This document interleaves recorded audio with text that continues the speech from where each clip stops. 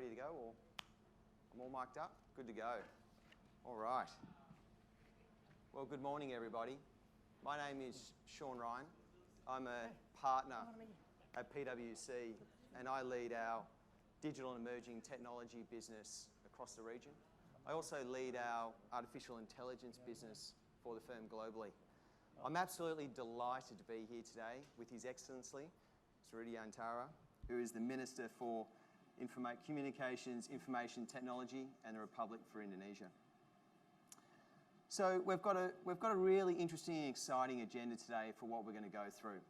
We're going to talk about and raise awareness about the positive impact around disruptive and digital business models and the long-standing issue around income inequality. We're going to talk a little bit more about income inequality, the magnitude of it, and also how we measure it, because it'll give context when we talk about some of these business models and how they can start to address the issues. We're also going to talk a little bit about what governments can do, okay? And it's in that context that we're also going to launch Indonesian government's Inclusive Digital Economy Accelerator Hub, which is being developed in conjunction with PwC as the knowledge partner. So the ultimate objective of the IMF is to stimulate sustainable and inclusive economic growth globally, okay, and to really promote economic access to all. And Indonesia recognised that the digital economy is critical to driving inclusive economic growth globally, and they play a key role in accelerating this and with a focus on people at the lower end and bottom of the socio-economic pyramid. Okay?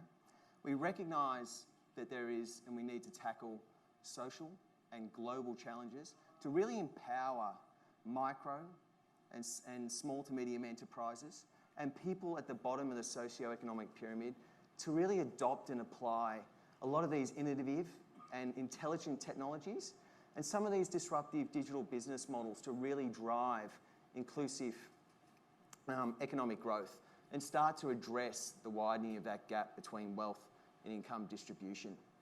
We've assessed a number of these different business models that we're going to talk a little bit about today. Some of them, but not all of them, can really apply and actually provide benefit.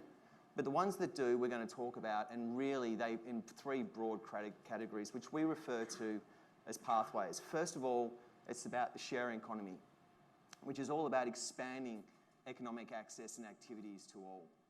We're also going to talk about the digital and the workforce digitalisation, which is really about increasing opportunities for people through digitalisation. And then finally, we're going to talk about how these models fit within financial inclusion, which is really about providing financial services to the unbanked or to the underserved. I'd like you just to sort of take a pause and look at the stats that we have here about as we talk about income inequality to give you a sense of the magnitude of what we're talking about, okay? It really is significant. 2/3 of the countries around the world have a significant income inequality issue, and it's only getting worse, okay? So it's in this context, it's very important to understand why we're talking about and why we're so passionate about these digital business models that we'll be talking about. Just next slide, please. So how do we measure inequality? And this, for me, is a really important part of the discussion so that you really understand why this is so widespread and why we need to do something about it. So we measure inequality using a ratio developed by Corrado Gini, which starts to describe the disparity between high and low income groups, okay? The higher the coefficient, the higher the level of inequality. And what's very important here is down the bottom right, although it's a little bit small, is that you can see a chart which gives you that ratio, that coefficient for many different countries. The ones highlighted in yellow are the G20 countries. And you can see a line there at 0.3, which defines a high level of inequality which almost all countries, and certainly in the G20, are part of. So this gives you a sense of the magnitude of what we're talking about around income inequality. Okay, I'd like to take a little bit of a pause there because I know we're talking about a very serious topic, a very important topic. And I'm also conscious that we are in the comfort of a nice hotel here having this conversation. So what I'd really like to do is get you to think about what income inequality means to yourselves, to get you in the right mindset for the rest of the conversation.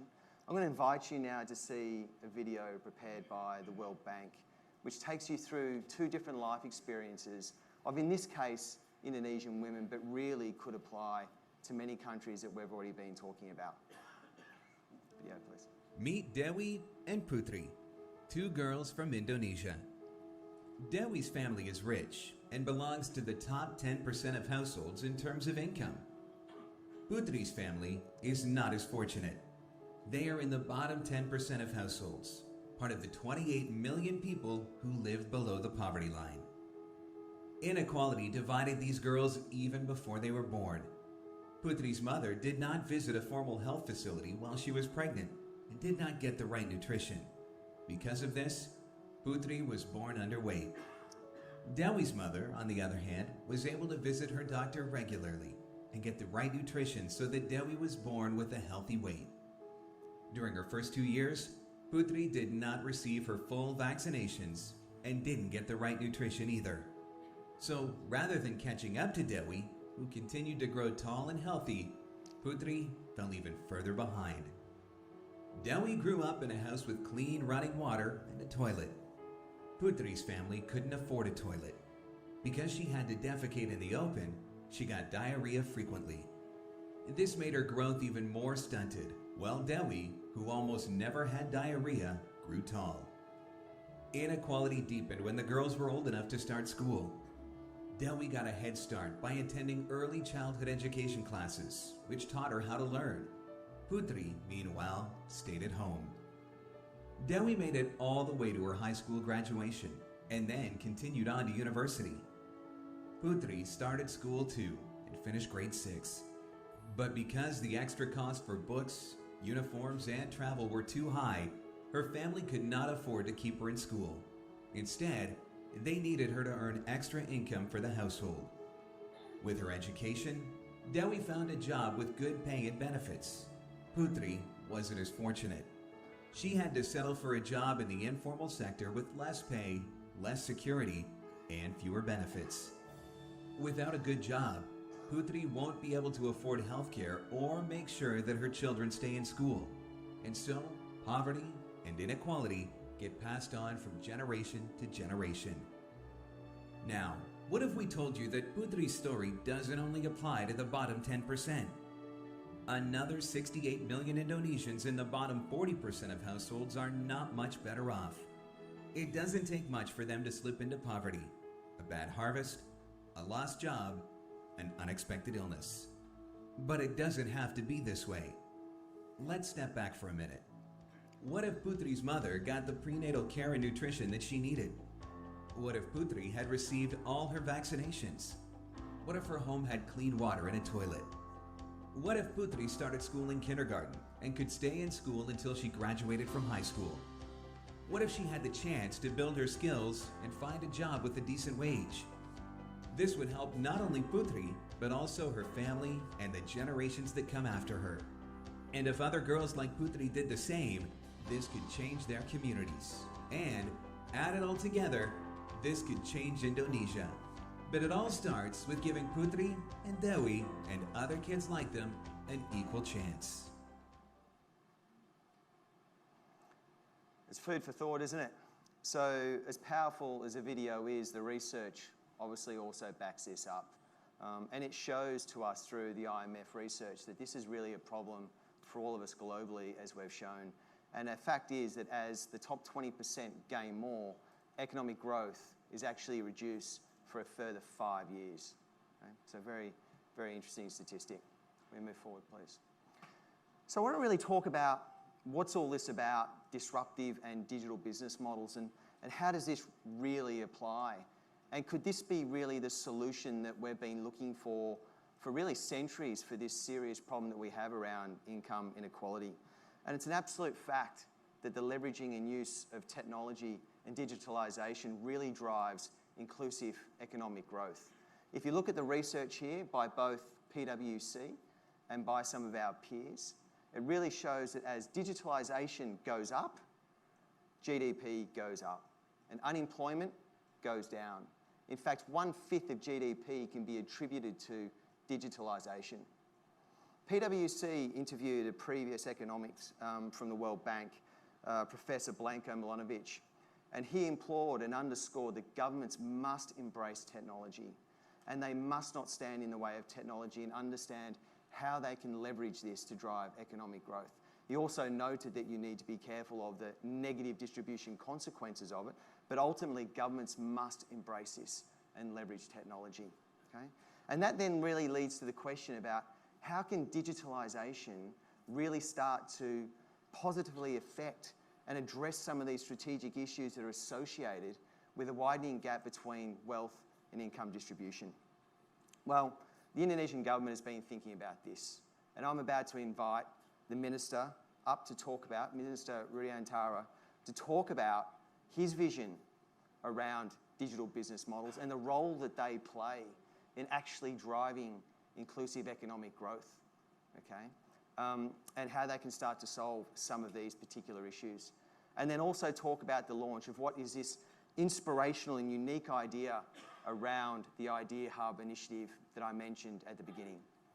Minister.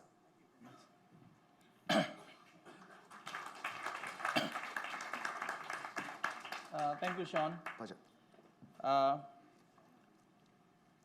Good morning, everyone. As Sean mentioned, actually 1% of population in the world right now, dominating a half of the global wealth. That is the challenges for us. Even only for the last 3 years, the number increased from 47 to 50%, from 47% to 50%. So the gap is widening.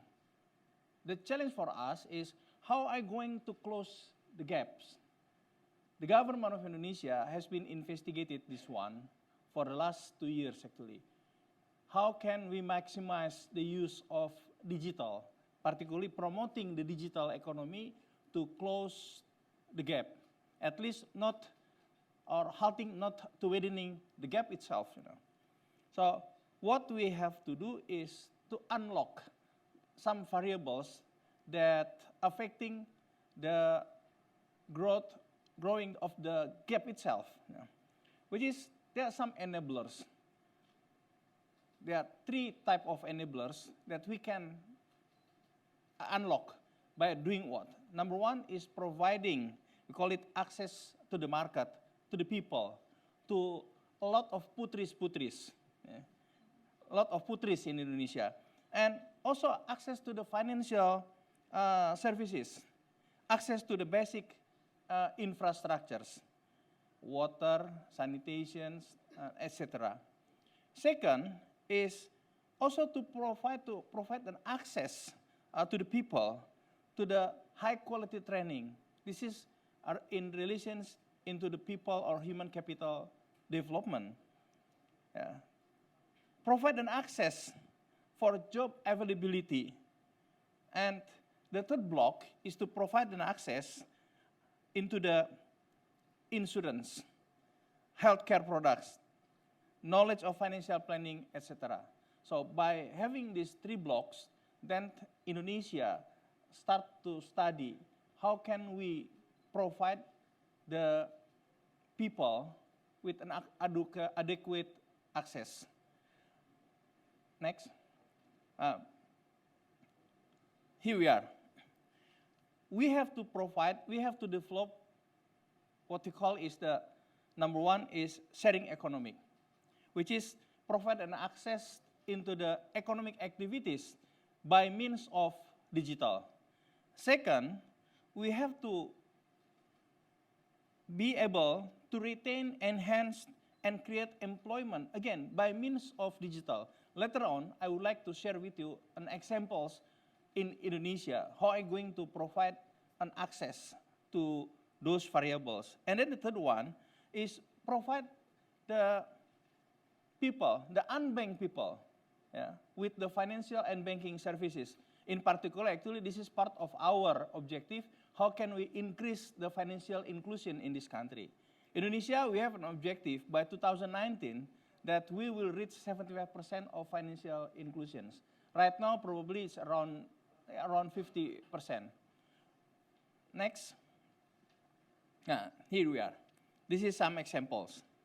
How can we provide and access the economic sharing here? We have Gojek. I think most of Indonesians are very familiar with the Gojek.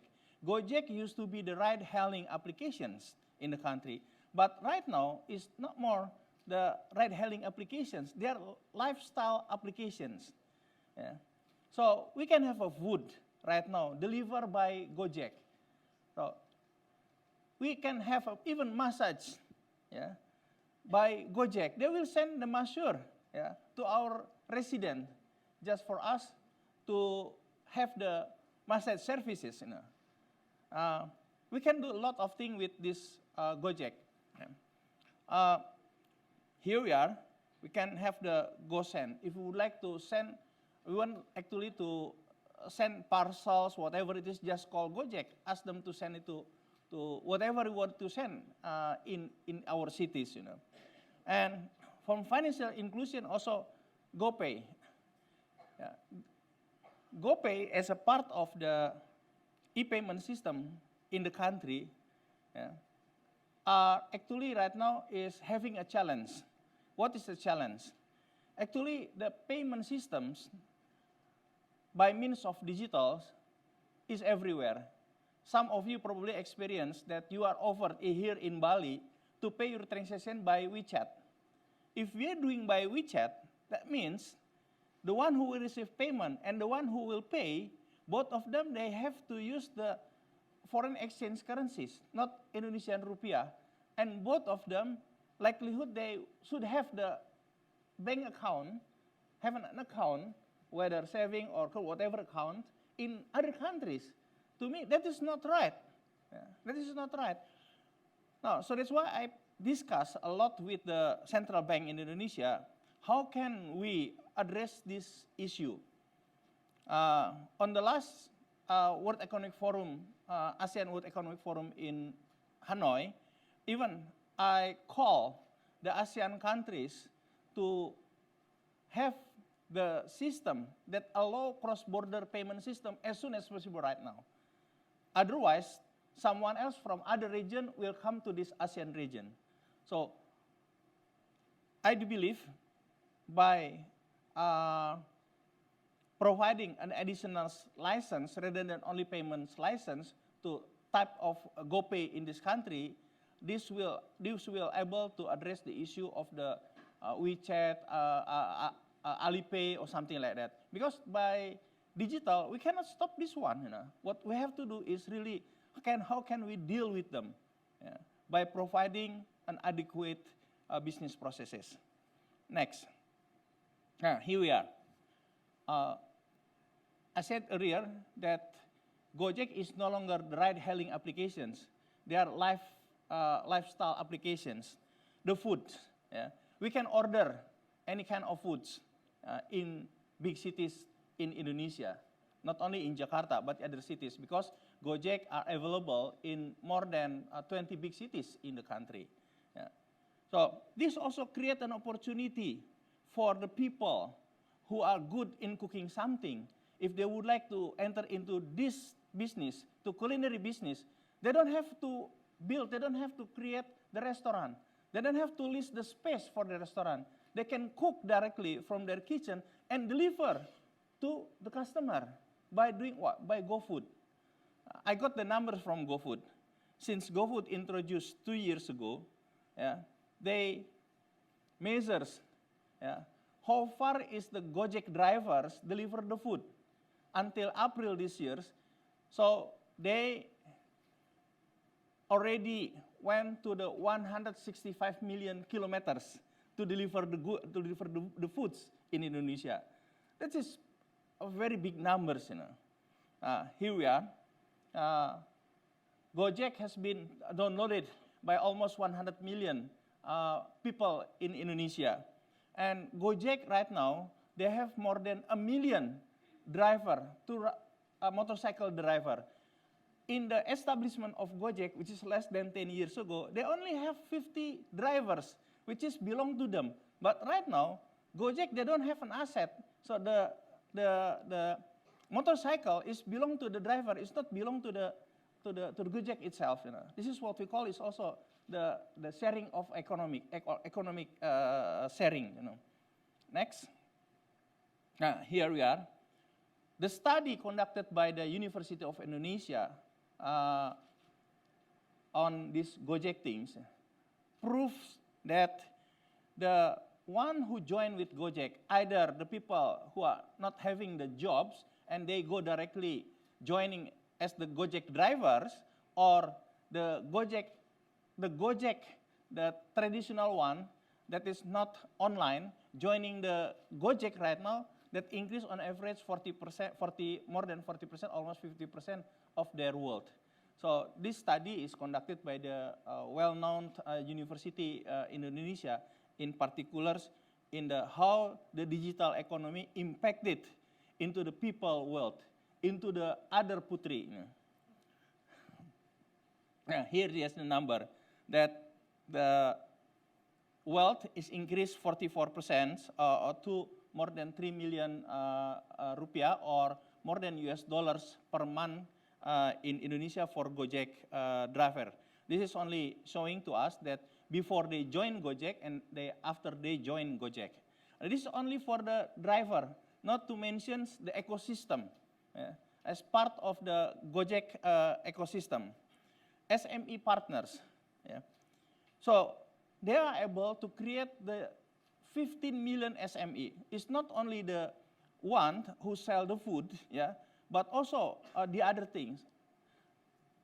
Masseurs in the massage, go clean. If you would like to clean up our apartment, we just call Gojek through Go Clean, and they will come, and the cleaner will come to our apartment, cleaning up our apartment with their own equipment. So many things that we can be done. So this is really create a new entrepreneurships in the country as well. Next. Sharing economic. How can we unlock? Again, there is a blockage. Now, how can we unlock on this one? Equal opportunity, access to the market, access to the financial services, whether saving or whatever it is. We have a chairman of the Indonesian FinTech Association here with us. So, but we are not entered into the saving yet for the time being. I think we are on the FinTech. We are on the still on the lending side. Am I correct on that one? Yes. And also providing an equal access to decent job, access to high quality training, increase productivity, new and traditional jobs. For this one, in particular, the government of Indonesia, we are having the program by next year to 2020. How can we actually produce or create 20,000? We call it digital talents. This is as a result of my discussion with the big tech company in Indonesia, such as Microsoft, Cisco, Google. They got the problem when they would like to hire the technician in this country. It's not an engineer. An engineer, if they don't have, they can import it from some other countries down to Indonesia. But technician, if they import it from other countries down to Indonesia, it's going to be expensive for them. This is number one. Number two, it's going to be create some sort of jealousy even for the Indonesian. Why do they have to import even the technician to do the digital things in the country? So that's why we agreed with the Microsoft, Cisco, Google. I'm talking with Alibaba as well. How can they develop the syllabus? And then we call the Indonesians, younger generation in particular, whether they are graduated from the vocational school or the graduated from universities, doesn't matter, as long as we kept their age, maximum 29 years old. They may join to have some sort of the 2-month short course dedicated, and the syllabus provided by those big tech companies, and then they will be certified. So once they're certified, so they may join directly to the digital sectors. That is one of the program that we are created with the ecosystem. This is again to address the unequal access to the decent job. And then inability to cope with the shock is why don't we can provide an access into the increased quality of social assistance programs and access to the insurance. Right now, we don't have the fintech in insurance yet, but we have the startup that provide some sort of services to become a matchmaker between the insurance company and the one who need the insurance. So those are the type of the effort in the country. The objective again to unlock the 3 block of would consider as a blockage or the door that still locked for the people. I think by this I would like to hand it over back to Sean. Thank you very much, Minister. Microphone working well. Thank you very much, and that was a really enlightening view, especially seeing Gojek and some of these digital business models and the impact that they're starting to have on economic growth. Can we just wind up back a couple of slides? I'd like to start to take you through just some other examples to really highlight the point about how some of these different digital business models are really operating around the world. I'm going to categorize these and talk about these a little bit in the terms of the 3 focus areas, these pathways that we've been talking about. So first of all, in the sharing economy, which is about expanding that economic activities and access to more. And here we've got an example of Baemin, which is a Korean online food retailer, which has connected more than 200,000 restaurants with 6 million different customers. Okay, go into the next one. We've got the doors here that we've been talking about and the different variables about how they unlock inequality. And it's amazing how these digital business models start to actually do that for each of these. We've got Mercado Libre, which is an Argentinian online retailer, which has connected 33 million unique buyers to over 11 million sellers in a marketplace within Argentina. As I move to workforce digitalization, remember the ability to actually increase opportunity for people through digitalization. We've got Freelancer, which is originally an Australian-based marketplace, which is actually now a global marketplace, and that has connected over 30 million different freelancers to about 14 million different projects, showing the power of being able to connect these 2 together. In a similar way, we have Open Classrooms, which is a French education provider. They've been able to connect 2.5 to 3 million students with about 1,200 different online courses. It's actually created about 30 different pathways all the way through to diplomas that are actually recognised by the French government. That really shows how some of these key variables have been addressed by some of these different models.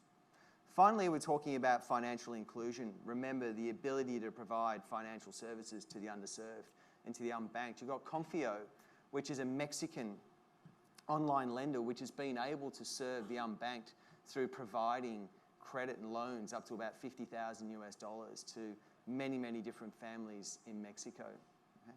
And further south in Brazil, you have Nubank, which is an online bank, which has been able to provide current and savings accounts and credit cards to over 1.5 million different customers, which really shows you the ability to provide financial savings and to start to address the unequal opportunities. So what I'd like to do now is actually move to what can governments actually do. And obviously the businesses themselves are responsible for running these digital business models, okay? But it really comes down to the government to be able to create that enabling environment, okay? Be able to remove the barriers for them to be able to operate and be able to expand and be successful. In my own experience, laws and regulations, many of which have been developed and written pre-digital, are causing issues and barriers to entry. Further, we have infrastructure in itself, which can also be a barrier. Everything from access to broadband in key regions, which again stops many of these business models from actually being adopted in any form of accelerated fashion. So on the left-hand side here, we have the key enablers of a digital economy, okay?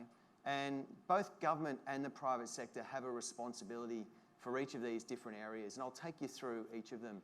First and foremost, we've got hard infrastructure. So the ability to actually provide that infrastructure, as I was mentioning before. Often the private sector takes the lead, but they can't fill all the gaps. It's often not there as a return on investment, so governments have to help. Public-private partnerships, these are there to really try and drive and solve that particular enabler. Digital trust, safety and security. Well, actually our own firm, PwC, is built around trust in society, okay? But the government really has to be able to provide intelligent regulation to be able to enable that to occur. Localised content and services, well, that really is the responsibility of the private sector as part of their business to do it. But the government has to be able to enable them to do that and remove regulatory barriers that are associated with it. Good digital literacy rate. This really is a key part of the government's responsibility to promote this. But the private sector can help in doing some of these as well. And finally, mainstreaming digitalisation for business and government. And this is both their responsibilities to really drive that adoption. So I'd actually like to invite the Minister up again, who can take us through what the Indonesian government is doing to address each of these areas. Thank you, Minister. Sean. The role of the government is very important as one of the ecosystem in developing the digital economy. Number one, what we have to do is we have to change our mindset as the government. So, in the past, the role of my ministry only act as the regulators, always trying to regulate here and there everything. But nowadays, I myself spend less than 50% of my time to deal with the regulations affairs or regulatory frameworks, So I spend more time into the role of facilitator. How can we, the government, facilitate the ecosystem? Even further, how can we accelerate the digital economy in the country? I'll give you some example. On the regulation, we have to do relaxation for any regulations. We change the regulations, regulatory framework. Previously, we have 36 type of licenses in my ministry. Nowadays, we simplify into 5 type of licenses. If an applicant for license submitted their applications, the completed applications to obtain the license in principle, before noontime, it is guaranteed they will get an approval at the same day before 6 p.m. If you submit it after noontime, and you will get it on the following days in the early morning. So keep simplify, and simplify of any regulation. Yeah. So we even encourage the ecosystem. To me, the best regulation is less regulation. I'm pushing even the regulations to the sector. Why? The dynamic of digital change rapidly. Sometimes if we do regulations, we sign the regulation, the ink is not dried yet, the dynamics change already. Why then we have to regulate this one? And push it into the SRO, self-regulatory organization, to the sector himself. So that is on the regulation. Second, on the how the government, my ministry, facilitate this one, by adopting early adopting of the 4G. When I joined with the government, I never been in the government before. I only joined the government by end of 2014. So by that time, I was advised that we will we will deploy the 4G by sometime in 2016 or 2017. I said, what the problem? Other country already deployed the 4G. And then after we discussed with the operator, good things that we are able to move it forward by end to 2015, And then we also issue what we call is the affirmative policy. For the people who lives in Jakarta, in capital city, or who travel in Jakarta or in Bali like us, we enjoy the throughput of 4G 7 megabit per second. But our brother, our family who live in the eastern part of Indonesia, in the outskirts of Indonesia, they only enjoy 300 kilobit per second. Yet they have to pay more expensive per megabit delivered. That is not fair. And government is not dealing with the business.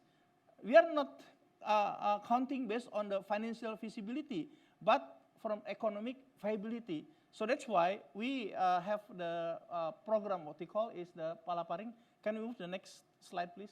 Here we are. The objective is how can we connect the whole region throughout the country and major cities.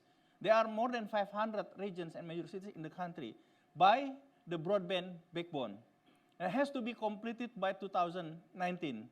So in the Western Pack, already in operations since March this year. Central Pack, construction is 99%. Even right now, we are entering into the testing phase. The Eastern Pack, which is the most challenging one,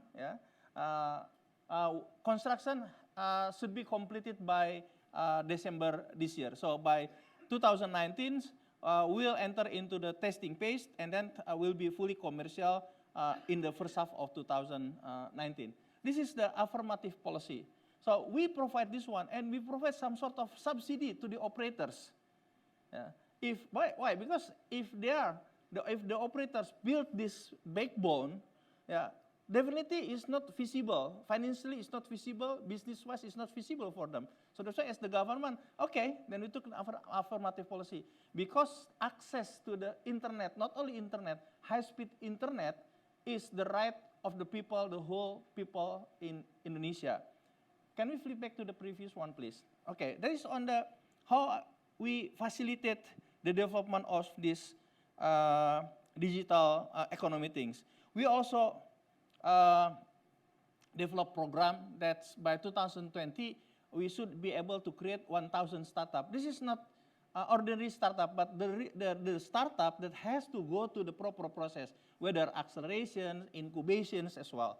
So we will have that one. And then the third one, how can we accelerate? Nowadays, Indonesia, we have 4 unicorns out of 7 unicorns in ASEAN. And we have thousands of startups. So that's why the government Indonesia, with ecosystem, with my colleagues, with my friends, so we play the role as the matchmaker between the startups, Indonesian startups, who need the investment, and then with the global and national venture capitals. We call it the program, we call it Next Indonesia Unicorn, because we would like to create additional unicorn, not only 4 unicorns. Our target, at least we have the 5 unicorns in 2019. So we held the first event, May, back in Bali. We had 70, more or less 70 curated startup. It's not only startup, but curated startup, and with more or less 60 global venture capitals. The meetups, one-on-one meeting between the startups and the venture capital requested more than 2,000, but only happened in 1,000, around 1,100 meetings, one-on-one meeting, only within 2 days. And then the next one will be held end of this week, Saturday and Sunday. Again, this will be attended by more or less 70 Indonesian curated startup, and also the global venture capital, such as Sequoia, and then there will be representative as well from, I do believe, from the Alibaba Group, either from Ant Financial or from the Alibaba Group itself, and also from the Japan, what do you call, SoftBank. All are the big venture capitals, because definitely in this region, all are eyeing to Indonesia on the digital economy development. That is, the government what they have to do, change the mindset, shift the role from regulators only to become facilitator, and further to become an accelerator. By this, I would like to hand it over back to Son, I think.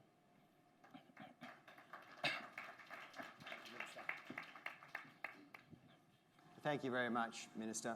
So I'd now like to turn your attention to the Idea Hub and to give you a sense of what it actually really is and why it's so important and why we're so excited about it. And we think about these incredible digital business models. We've spoken about the enablers and what the governments can do. And this is really about an acceleration hub. How do we take in all of these disruptive and digital business models that we have from both Indonesia and around the world, and assess them and understand their inputs, what their critical success factors are, the changes that are required from policy, the jobs and the skills, what the impact is on inclusive growth. and to be able to create a repository, a hub in the middle that gives us then a platform to be able to disseminate and accelerate the adoption of these business models through these enterprises through other countries, okay?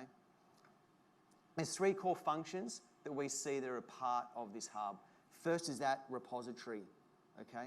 That single grouping of bringing in all of these different types of business models with an objective analysis of the impact that they have on the key determinants for the Gini ratio, and to be able to understand what are those different skills and requirements, what are those policy changes that are going to be needed to be able to adopt those in other countries. If you think about the years that have gone into building some of these businesses, other countries could adopt these and rapidly accelerate them. We really see this as an evangelist, the ability to connect and disseminate through this repository into these different countries, and then finally really create a connected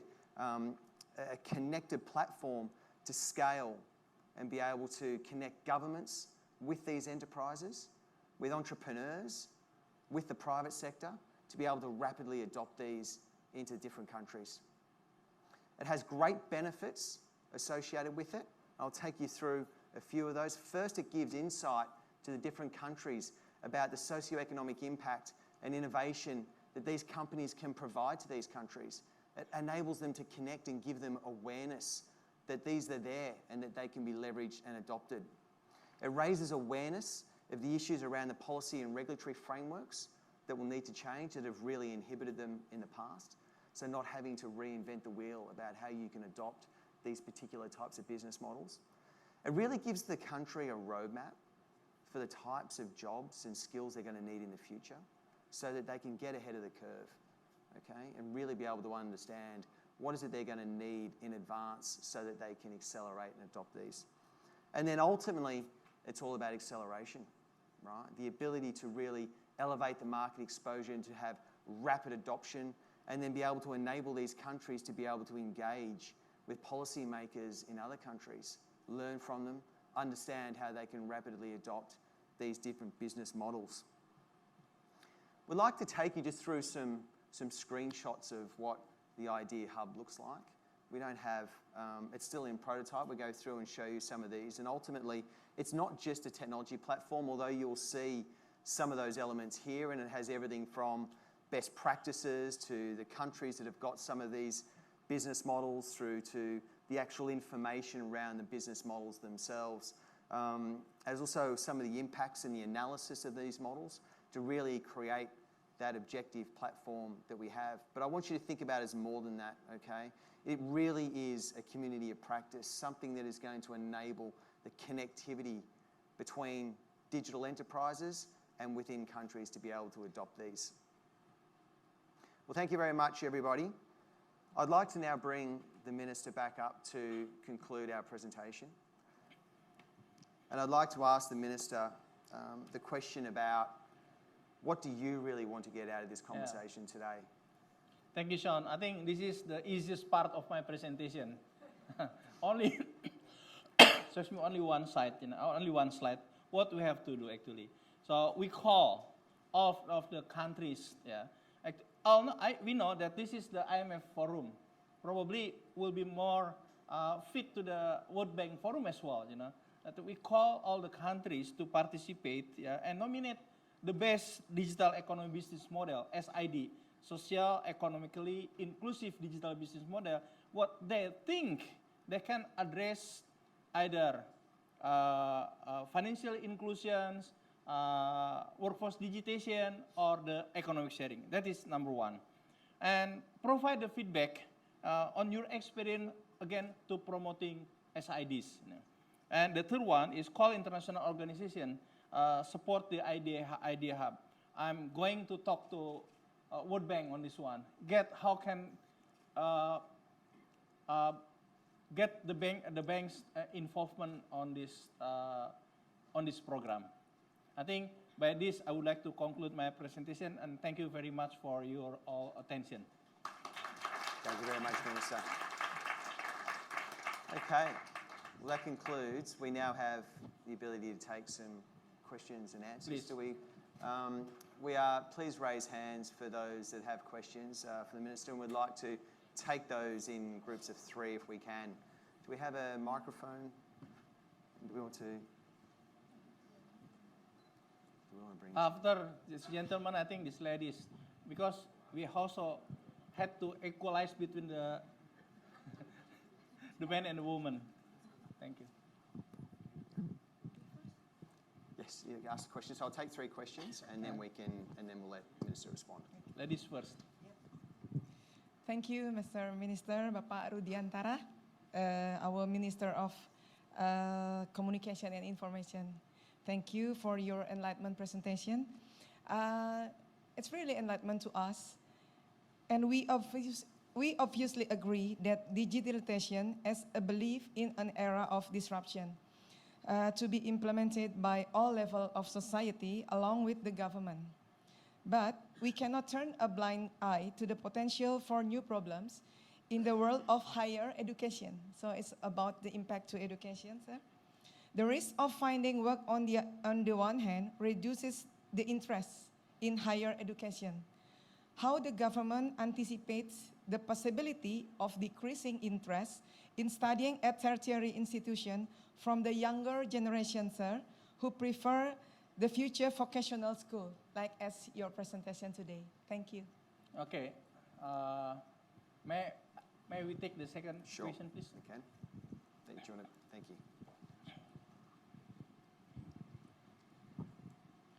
Good morning. My name is Ibrahim. I'm an economist at Samudra Indonesia.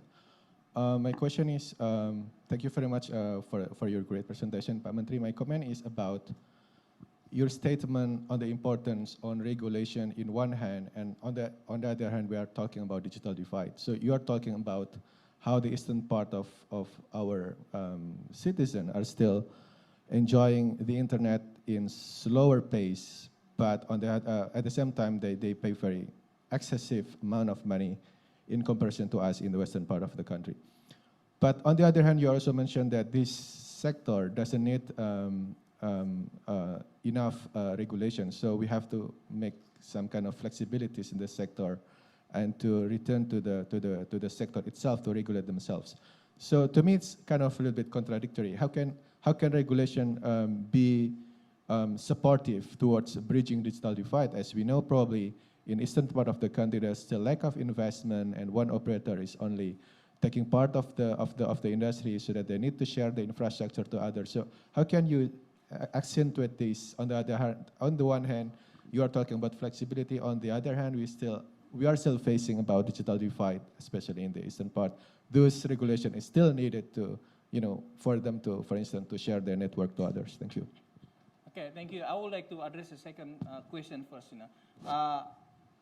That's why the government has to come up with an affirmative policy. If everything calculated based on the business, it won't happen. Yeah? So let the business do their own business in the big cities, in the area where they consider there is a feasibility, whether financial feasibility or business feasibility. Infrastructure is the responsibility of the government. Infrastructure is responsibility of the country, not the businessman, not the businesswoman. Yeah? So I used to be a private sector. We are focusing only on the business area. So, but now I'm the government. So we are focusing how can we develop the infrastructure in non-financial feasible area. We have regulation, we call it universal service obligation. I'm managing around $250 million every year to be spent on those areas, in the remote areas, in the outskirts Indonesia, they are not covered by the adequate broadband. So that is the way the government has to do it. I have discussion as well with my colleagues, my counterpart, mostly from Africa. Because in Africa, they also need the infrastructure in place. But they don't have the affirmative policy such Indonesia has. I said, why don't we talk at the ITU level? Because by end of this month, yeah, we'll have the plenipotentiary ITU meeting in Dubai. Don't select the Secretary General that they don't have affirmative policy to the country that really badly needed the infrastructure. So affirmative policy has to be there at the country level or at the regional levels. And coming back to you on the education, I will respond you with the extreme example. Have you heard that IBM, Apple, they don't need degree anymore right now? Yeah. So what they do need is the really skill. Yeah? And I'm happy to witness the signing ceremony, MOU, between the France and Indonesia. If we may refer to the French, School 42, then Indonesia will have the School 42. That is going to be the first in Asia. In the School 42, they don't care whether you are graduate from the elementary school, junior high school, senior high school, from university. They don't care on the age. Yeah? What they do care is whether we are past the test conducted by the School 42. To learn what? To learn code. So that's why the tagline is the born to code. So this is an initiative taken by the government. So we know that probably certificate or degree is no longer number one in this country as well. So the government would like to accelerate this one. In developing the 20,000 digital talent even next year, we team up with the 20 best universities in Indonesia. So we actually playing with the ecosystem. I don't want to play by myself, because I don't have this capacity, but I have money. I can fork my money. So I allocate 5 million to support this 20,000 digital talent for 2018. And some also supported from the big tech company such as Cisco, Microsoft, Google. They conduct the CSR, and I challenge them. What is the result of your CSR? Why don't you turn it into swap it into this kind of program? And they agree, and let's go together then. And I also met with last week I met with the ministers of higher education and then share with Excellency Minister saying that we do have program design. And the immediate response from the minister, the higher education, what did he say? Count us in and I will allocate some of my budget to support this program. That's Indonesia, I think. Well, please.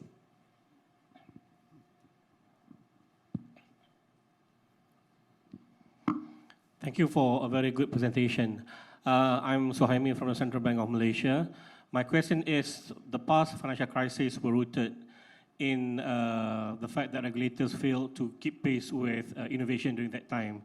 The Asian financial crisis, the global financial crisis were basically caused by regulators not able to keep pace of the innovation that happened during that period. So could this be actually a new seed of future financial crises, given that there's aspiration for less regulation and more facilitation by the government in promoting digitalization? Thank you.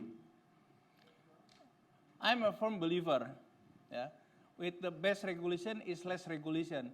I don't see any potential catastrophic in the financial sector or something like that. So that's why I keep urging my counterpart, particularly on payment, since you are representing the Central Bank of Malaysia, we have to do it as soon as possible.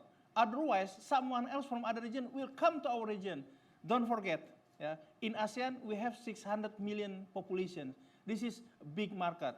And the economic growth in these regions is the highest compared to any region in the world, except if we compare with a country like China or India. But from regional wise, we have to really team up as a region.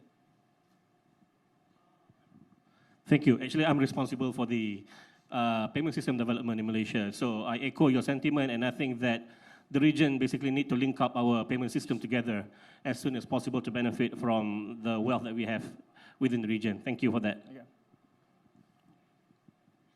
Pak, please. Thank you. My name is Marco Schuller, investment banker from Monte Carlo. I would appreciate your thoughts on the following.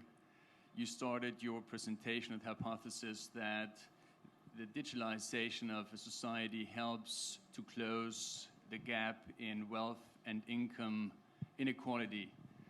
Now, I think you made the case for actually widening income inequality by further digitalizing our societies, considering that the platform economy knows the winner takes all mentality, meaning it puts a fast track on creating oligopolies and monopolies. So the more we digitalize our societies, the more, and excuse my language, we feed the beast. So as long as we haven't solved the redistribution of wealth concentration through digitalization, allowing access to even more people actually worsens the situation, no?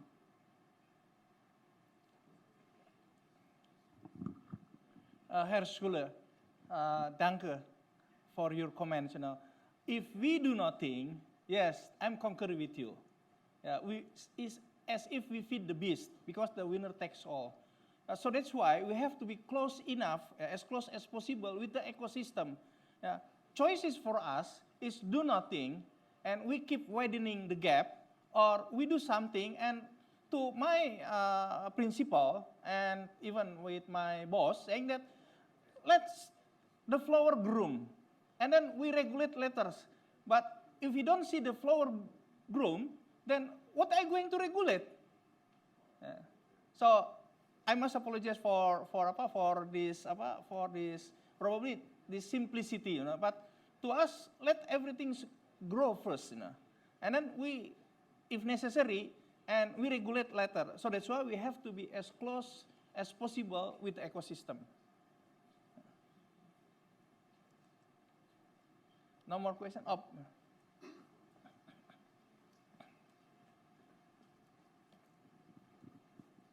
Last question, I do believe. I think. Last question. Hi, my name is Maclarina. I'm from the US, and I'm doing a research on cryptocurrency and regulation. So my question to you is, I know you didn't mention about cryptocurrency, but you mentioned about e-payment. By the way, thank you for your presentation. I'm impressed about your stating that you're doing 50% less of regulation, more into development. In case of e-payment, right, I'm not sure whether cryptocurrency is infiltrating Indonesia. What is your input and your On cryptocurrencies. on cryptocurrency? On cryptocurrencies, I follow the Central Bank of Indonesia because they are the one they are the one who lead this sector. You know, to my discussion right now, eventually this country will enter into cryptocurrency as well, but not type of the Tokens. Bitcoin one, because Bitcoin is considered as speculative commodities in Indonesia for the time being, because they are not supported by the not transaksi, a fundamental transaction right now in Indonesia. But I'm a firm believer, after I discussed with my counterpart from any other part of the world, cryptocurrencies is a matter of time in the country as well. Is that infiltrating right now in Indonesia? Excuse me? Is it infiltrating in Indonesia right now, the cryptocurrency regarding tokens and Not now. Bitcoin? Not now. Okay. Not now. Thank you so much. And we do also by the blockchain. Very good. Well, Okay? No more questions? no more questions. Thank you very much for all of you. Thank you very much. Thank you very much. Thank you. Tom, thank you very much. Thank you very much. Wow, thank you. Are you promoting the cryptocurrency? Yes.